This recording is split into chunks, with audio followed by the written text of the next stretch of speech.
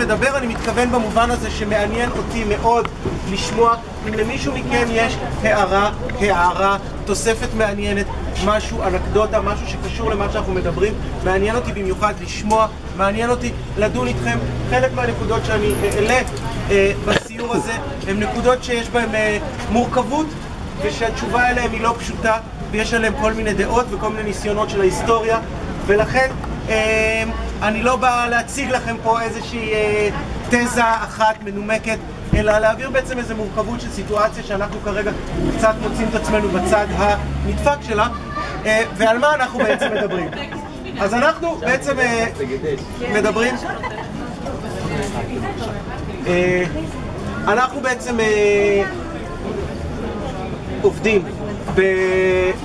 אנחנו עובדים פה במוזיאונים, במתחם המוזיאונים, בית ביאליק ובית העיר. מי שמכיר ומי שלא מכיר, מדובר על בית ביאליק של חיים נחמן ביאליק, הבית שהוא באמת גר ופעל בו ב10 השנים האחרונות לחייו, ואנחנו נגיע לשם ונדבר על זה.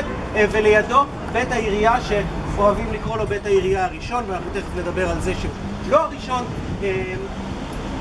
ומה היה עם הבית הבאמת ראשון, וזה מאוד רלוונטי למה שאנחנו יכולים לדבר עליו.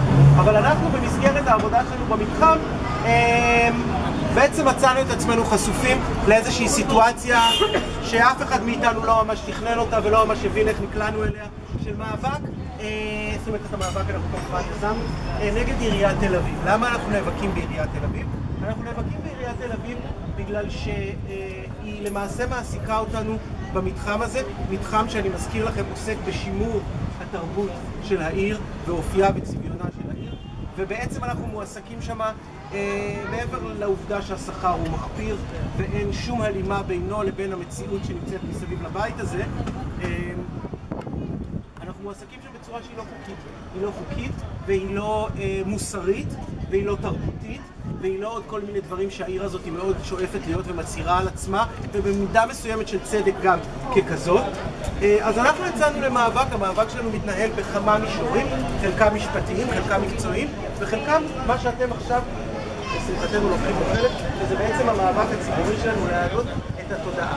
ומה שאנחנו רוצים לעשות במהלך הסיור הזה, שאמרתי לכם לא ייקח הרבה זמן ויהיה די ממוקד,